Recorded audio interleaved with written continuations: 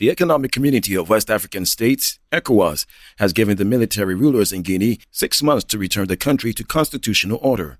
The Authority of Heads of State and Government of ECOWAS, chaired by President Akufo-Addo, took the decision at the sub-regional body's extraordinary summit held in Accra Thursday.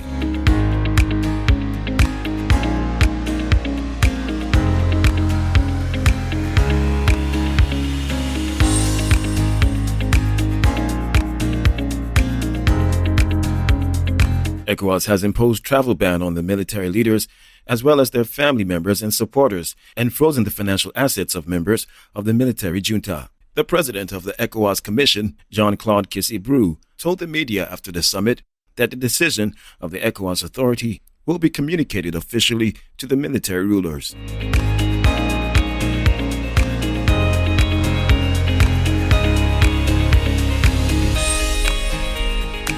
He said ECOWAS is concerned with the seeming political instability in the region and had decided to revisit its protocols on democracy and good governance to address the current situation. On why the Commission failed to intervene when the political issues began in Guinea, the president of the Commission noted that ECOWAS took steps before, during, and after the crisis.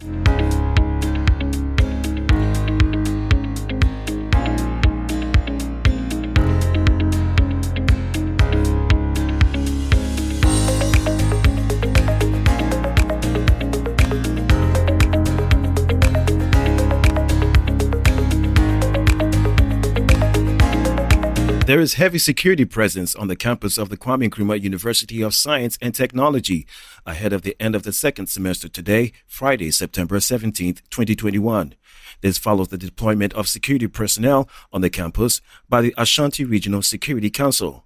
This is to avert possible rioting witnessed at the university in 2018.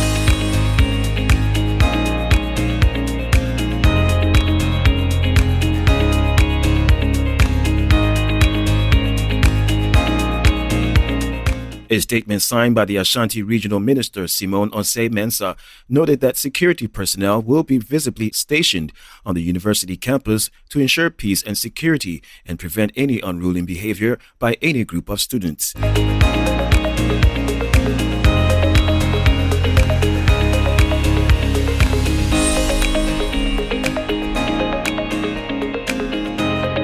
It reminded the student body that the declaration of the university campus as a security zone in November 2018 is still in force, and therefore it is an offense to embark on any demonstration exercise within the security zone. The move is also to ensure that all students leave the university campus after their end of semester examination as directed by the management of the school.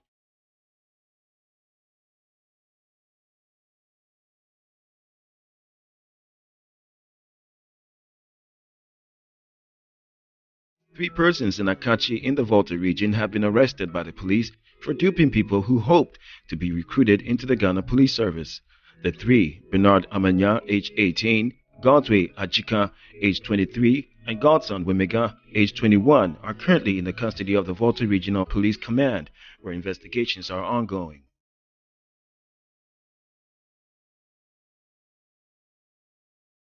According to a statement issued by the police affairs officer for the region, DSP Efia Tenge, the arrest was done on September 14, 2021, following a fraudulent Facebook publication purported to have been created by the Volta Regional Commander DCOP Edward Odro Kwating, advertising to assist potential applicants to be enlisted into the service.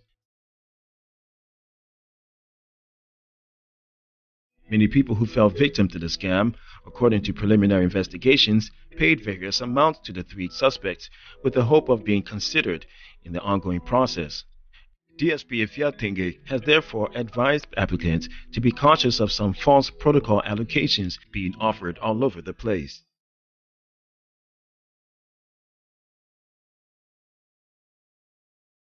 The National Health Insurance Scheme card will be phased out at the end of the year, with the function to be transferred to the Ghana card. Nearly half of the Ghanaian population have registered onto the National Health Insurance Scheme, enabling them to access healthcare services in public facilities and some private outfits.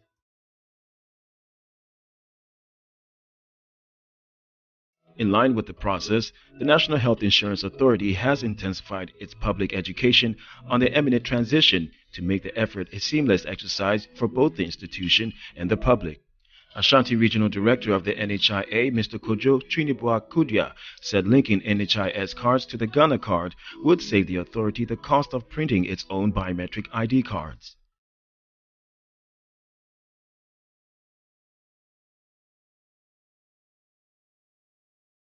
He called on healthcare providers to be educated to renew their credentialing using the online credentialing protocol while taking advantage of the quote, Claim It electronic platform to submit their claims for reimbursement.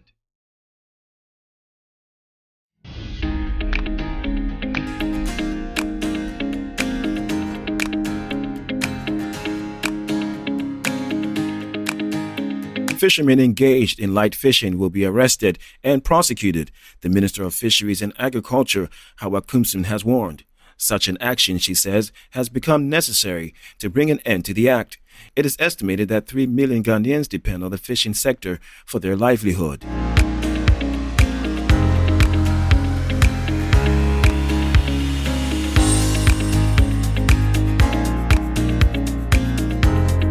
Fishing is considered not just an economic activity, but also an important element of the culture and tradition of the fishing communities.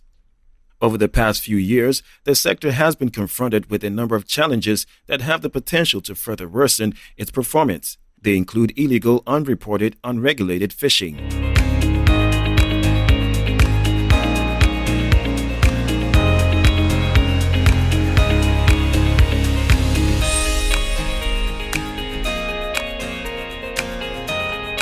Already, Ghana received a formal warning from the European Union, and the country risks sanctions if drastic measures are not implemented.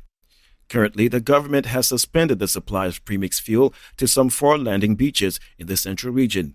The affected landing beaches are British Commander, Mori, Abante, and Dago.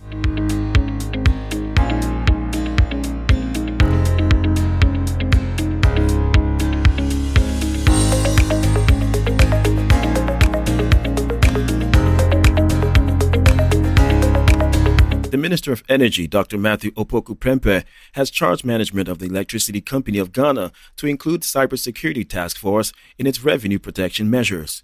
He believes the issue of cybersecurity must be considered seriously in the quest to reduce revenue leakage through the use of technology.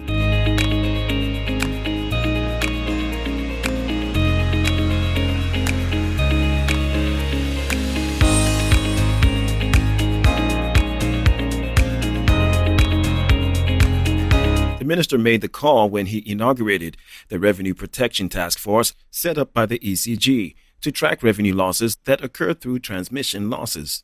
The use of technology has become the new phenomenon for effective delivery in the power sector, especially due to the outbreak of COVID-19 pandemic.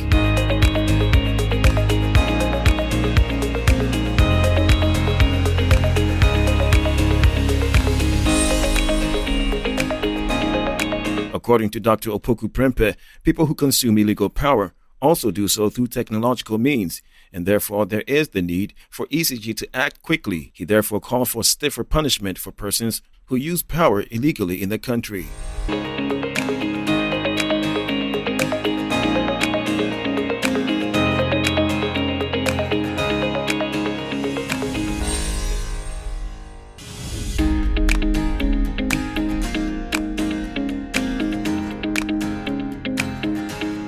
Some 10,000 migrants have gathered under a U.S.-Mexico border bridge over recent days, leading to a growing humanitarian crisis. The bridge connects Del Rio in Texas to Mexico's Ciudad Acuña, and the temporary camp there has grown with staggering speed in recent days.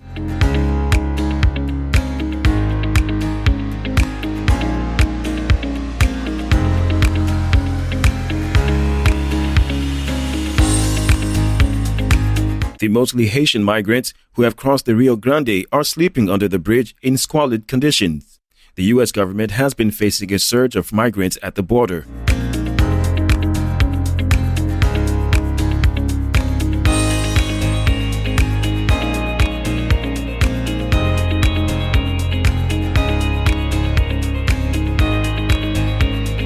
Earlier this year, it was reported that the number of migrants detained at the U.S.-Mexico border in July exceeded 200,000 for the first time in 21 years, government data shows. And last month, the authorities arrested more than 195,000 migrants at the Mexican border, according to government data released on Wednesday.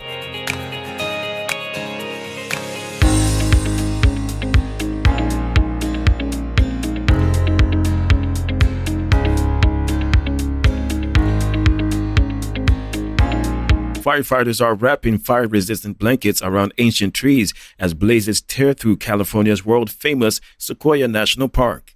Officials fear the fire could reach the giant forest, a grove of some of the world's biggest trees, within hours. The forest holds some 2,000 sequoias, including the 275-foot General Sherman, the biggest tree by volume on Earth and about 2,500 years old.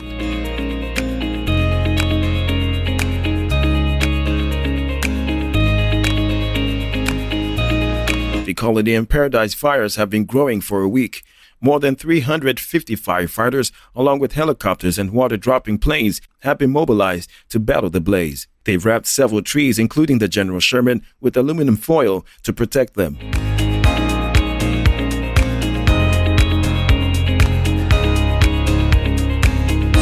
By volume, the General Sherman is the largest known living single-stem tree on Earth and is estimated to be around 2,300 to 2,700 years old.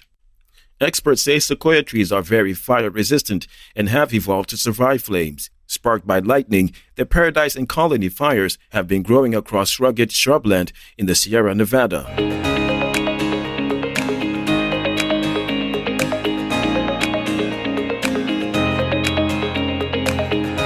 US and UK are facing growing international criticism over a new security pact signed with Australia.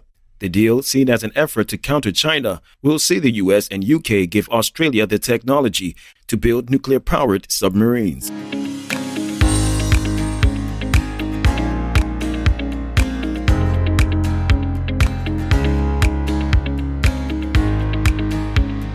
But the move angered France, which said it had been, quote, stabbed in the back, while China accused the three powers of having a, quote, Cold War mentality. And the pact has raised fears that it could provoke China into a war.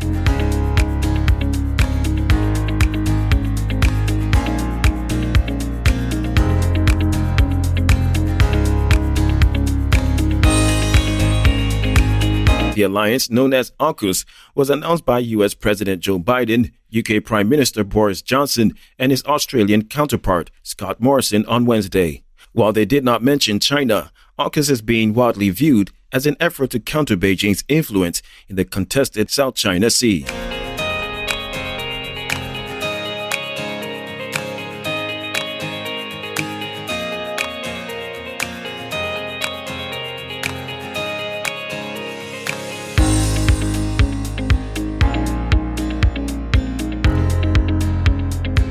Former Black Star coach C.K. O'Connor and David Duncan will be paid over $600,000 by the Ministry of Youth and Sports and the Ghana Football Association after their contracts were terminated this week, according to reports. The duo, who were hired mid-January 2020, are owed 12 and 13 months arrears.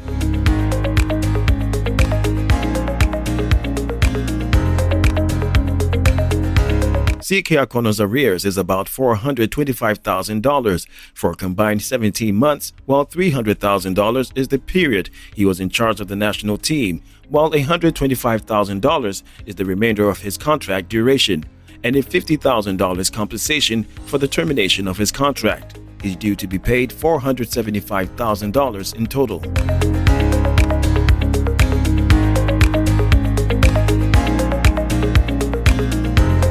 Assistant coach David Duncan, who was on a monthly salary of $10,000, $15,000 less than CK, is owed about $130,000. He hasn't been paid for 13 months. Since taking the job effectively February 1st, 2020, O'Connor and Duncan, who played 10 matches before they were relieved of their duties this week, have received only 7 and 6 months salary respectively.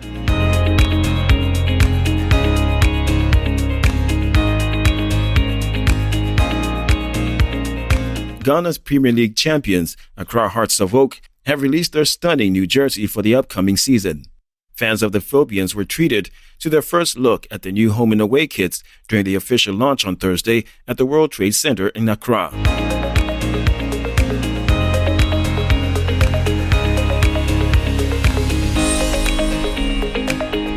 Following the overwhelming positive reception to their jersey designs for their previous title-winning season, Hearts knew they would have to outdo themselves ahead of the new campaign as they defend their Premier League and FA Cup crown, and they did not disappoint.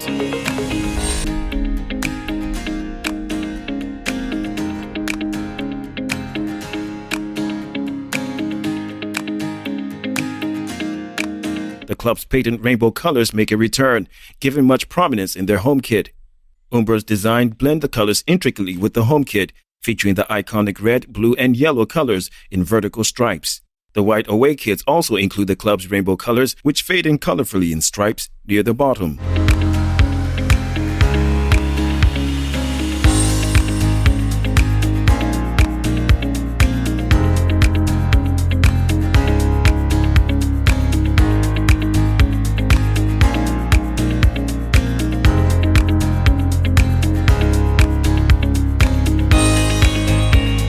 Popular veteran Ghanaian actor Koshe, known in private life as Kofi Lane, is dead.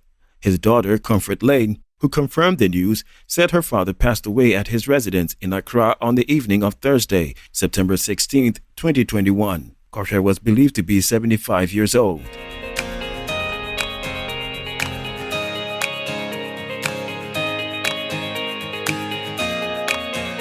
A few weeks ago, it was reported that he had suffered a stroke and was undergoing treatment at a health facility. 2 years ago, Koshe spoke about his financial challenges in a passionate appeal, where he urged leaders of the country and the public to support old actors who, through their gifts, brought laughter and eased tensions in many homes.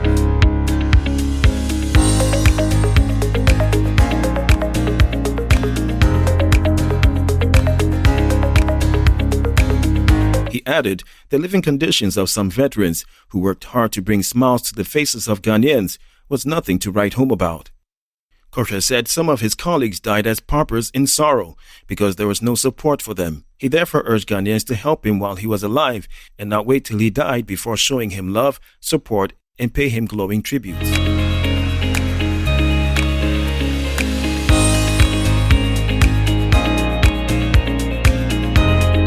Famiya's not taking it easy with trolls coming for the authenticity of his outfit, especially his jewelry. Famiya addressed his reply to a troll who insinuated that his necklace was fake and cheap. He challenged the claim, saying, quote, "I am richer than some of you, but you misbehave when you come online." In his defense, Famiya pointed out that it doesn't hurt to correct people once in a while.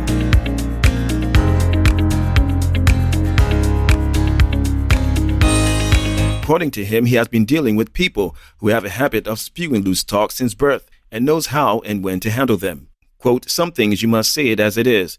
Just look at me online, making a live video with 2 chains dangling majestically on my neck. Then someone tells me it is aluminium. Never."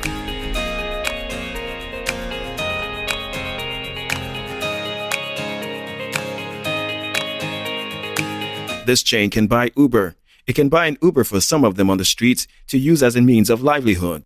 Quote, "So sometimes you need to put people straight because you should always play the humble part for people to disrespect you," he concluded.